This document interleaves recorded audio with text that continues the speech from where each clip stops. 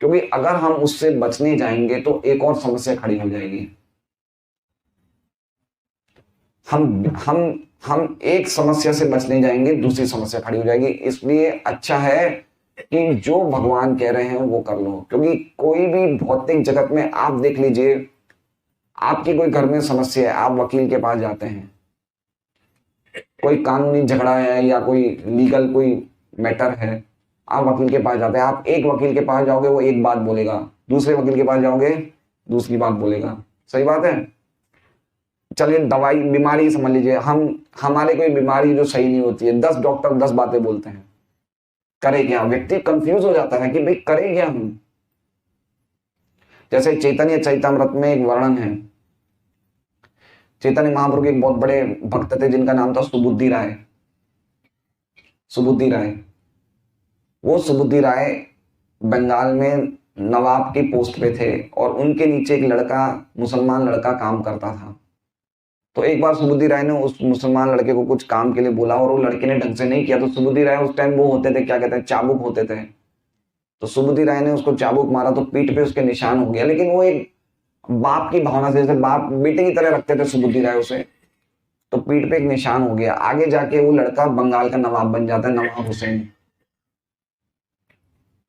तो उसकी वाइफ जो थी नवाब हुसैन की, एक बार उसके पीठ पे निशान दिखती है तो बोले तुम्हें किसने मारा? बोले जब मैं छोटा था तो मेरे, जहां पे मैं नौकरी करता था, उसने मेरी कोई गलती पे मुझे ऐसा चाबुक मारा।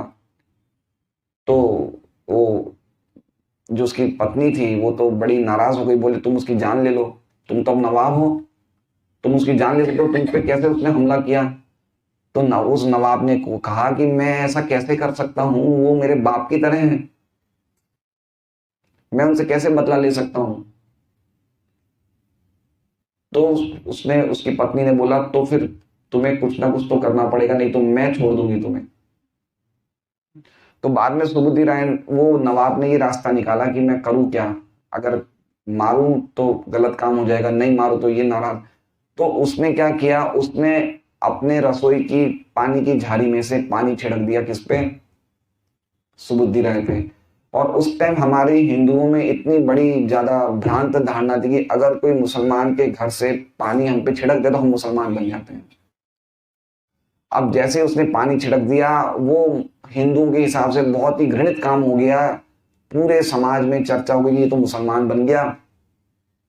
अब कोई व्यक्ति उसका आदर ही नहीं करे, सुबुद्धि राय जो इतना बड़ा व्यक्ति था उसको समाज से बाहर निकाल दिया गया। सुबुद्धि राय जाते हैं, मथुरा जाते हैं। मथुरा में बड़े बड़े भट्टाचार्य थे, भट्टाचार्य मतलब जो शास्त्रों की बहुत बातें जानते हैं। तो एक के पास गए तो उन्होंने कहा कि मुसलमान बन गए तुम, क्या हो गया ये? बोले ऐसी जाति में ऐसी ऐसी जात लेने से अच्छा है तुम बिल्कुल गर्म उबलता हुआ घी खा लो, घी पी लो और उसके बाद जान दे दो, लेकिन मुसलमान मत बनना। तो दूसरे भट्टाचार्य के पास गए, उन्होंने बोला नहीं, इतना बड़ा अपराध तो नहीं है, तुम ऐसा करो, कुछ तपस्या करो, कुछ प्रायश्चित करो, उसके बाद अपने आप ही अपराध खत्म हो जाएगा तुम्हारा, तुम पे जो दोष लगा है। अब सुबुद्धि राय ये समझने में निश्चित नहीं कर पा रहा था कि मुझे करना क्या है। पॉइंट मेरा ये है कि भौतिक स्तर पे हम कोई भी समस्याओं की प्रॉब्लम ढूंढने, उसका सॉल्यूशन ढूंढने जाएंगे तो हम कभी भी एक लेवल पे नहीं आएंगे, हम कभी भी ढंग से स्टेप नहीं ले पाएंगे। तो सुबुद्धि राय फिर चैतन्य महाप्रभु के पास गए, चैतन्य महाप्रभु के पास गए, बोले मेरे पास हाथ ऐसा हो गया, मुझे बताइए क्या करना चाहिए। तो चैतन्य महाप्रभु बोले कि बहुत अच्छा, घर के लोगों ने तुम्हें छोड़ दिया, अब हरे कृष्ण महामंत्र बोलो और भगवान के पास जाओ, वृंदावन चले जाओ। तो चैतन्य महाप्रभु की बात मान के सुबुद्धि राय वृंदावन गए और पूरे टाइम हरे कृष्ण महामंत्र जब करते रहो, अंततः वो भगवान के धाम चले गए। तो पॉइंट ये है कहने का कि हम कोई भी धर्म की बारियों को भौतिक स्तर पे अगर सुलझाने जाएंगे नहीं सुलझ पाएंगे, क्योंकि एक चीज सही करने जाएंगे दूसरी चीज गलत हो जाएगी। तो अच्छा है कि हम भगवान जो कह रहे हैं उसके हिसाब से चलें। जैसे एक महाभारत में कथा आती है, महाभारत में तो एक ब्राह्मण था जिसने व्रत लिया था कि मैं कभी झूठ नहीं बोलूंगा, और वो कभी जीवन में उसने झूठ नहीं बोला। और झूठ नहीं बोलना हमारे शास्त्रों की बात है, शास्त्र में बोलते झूठ नहीं बोलना चाहिए, सत्य पे आश्रित रहना चाहिए। तो उस ब्राह्मण ने कभी झूठ नहीं बोला। एक बार उसकी कुटिया पे एक व्यक्ति भागा भागा आया और उसने कहा उस ब्राह्मण को कि देखो मेरे पीछे कुछ डाकू पड़े हुए हैं, वो मुझे जान से मारना चाहते हैं, आप मुझे कोई छुपने की जगह दे दीजिए। ब्राह्मण ने कहा कि ये खेत है, खेत के पीछे ये कुछ फसल वसल है, उसके पीछे छुप जाओ। वो छुप जाता है। कुछ ही समय में डाकू आते हैं और वो ब्राह्मण से पूछते हैं यहाँ पे कोई भागा हुआ आदमी आया है क्या? तो ब्राह्मण ने अपने सत्य की जो बात है उस पे अड़ग रहा कि मैंने जीवन में कभी सत्य का आश्रय छोड़ा नहीं है, मैंने कभी झूठ नहीं बोला है।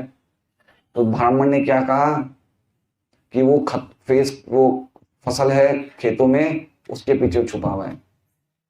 और वो डाकू जाते हैं और उस व्यक्ति को मार देते हैं। तो अब बताइए ब्राह्मण ने क्या किया?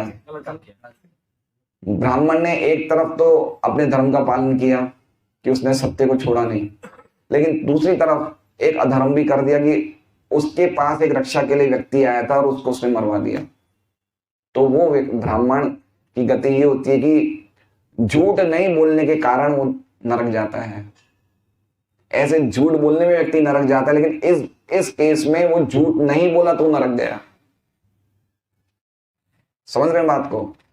तो पॉइंट ये है कि हमारे जीवन में ऐसी ऐसी समस्याएं आएगी जब हम समझ नहीं पाएंगे कि हमें क्या करना चाहिए और क्या नहीं करना चाहिए। तो उस समय में क्या करना चाहिए? उस समय हमें क्या करना चाहिए? जो भगवान गीता में कहते हैं वो करना चाहिए। और गीता में भगवान क्या कहते हैं? मन मना वो मद भक्तो मध्याजी माम नमस्कुरु। ये जो भागवत धर्म की विधि है, यही अल्टीमेटली हमारी सभी प्रॉब्लम की सॉल्यूशन है।